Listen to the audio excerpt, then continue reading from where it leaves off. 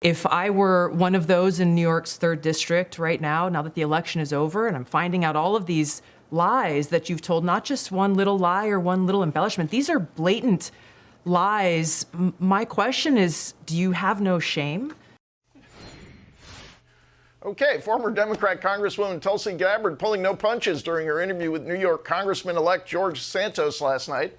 Congressman-elect Santos has admitted to, quote, embellishing his resume and is now facing growing calls to step down from both sides of the aisle and even an investigation. The newly elected representative is set to be sworn in, along with the rest of the House, in Washington next Tuesday.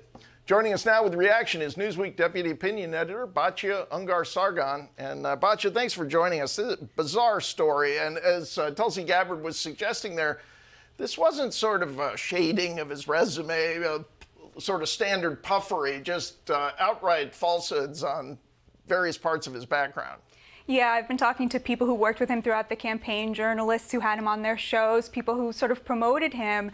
And the word that keeps coming up is betrayal. I mean, just the level of lies. I mean, a total fabrication, a real fabulist. And of course, the question now of where that money came from throughout the campaign. He went from claiming $55,000 on a tax return to millions. Where did that money come from? There are some big questions here. So it seems like he might really have the money. That's not another fabrication. And is that sort of at the root of calls to investigate him? Is he suddenly wealthy, and how did he get it? Right. I think the question is, where did that money come from? There's been some reporting that a Russian oligarch is involved, so that's kind of the kind of thing you definitely want to know.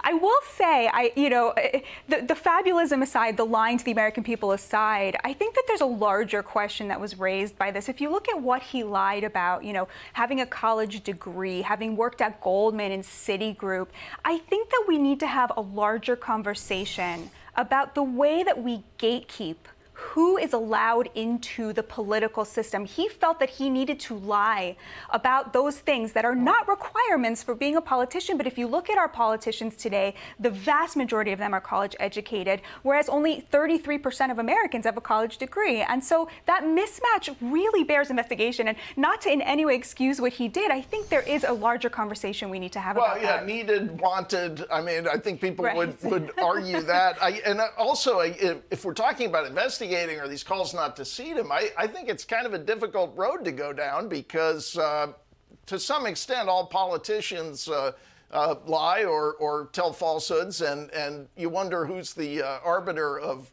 how much is too much. But I'm also just wondering, you mentioned this sense among journalists that they were betrayed by him, but that just seems like an odd feeling or outlook for a journalist. We're supposed to be skeptical and cynical, and were they a little too much in love with his story? Maybe a young, charismatic guy that they wanted to believe in?